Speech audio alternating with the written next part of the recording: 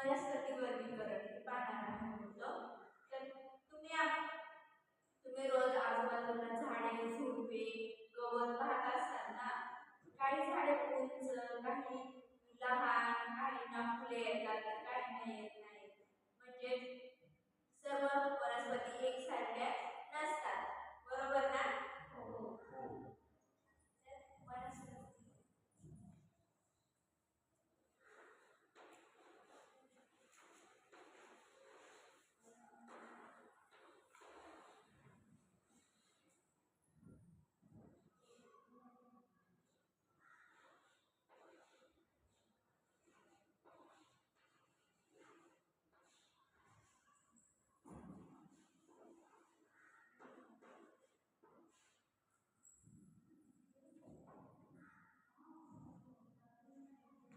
तर आता मला सांगा बाबू, आंबा कडुलिंब आणि तुळस या वनस्पतीमध्ये काही फरक आहे का?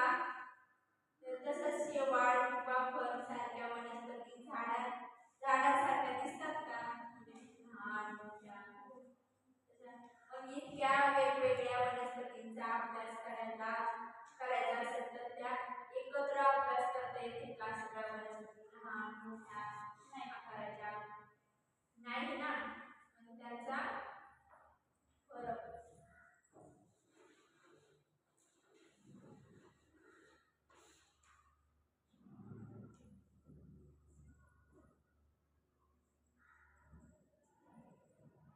त्यांचा आकार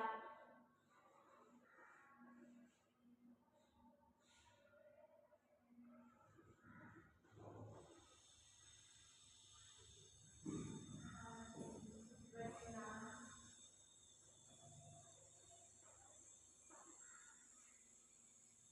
त्यांचा फरक कसा करायचा लहान मोठा त्यांचा बीजचा प्रकार रचना असं त्यांचे वर्गीकरण करतात.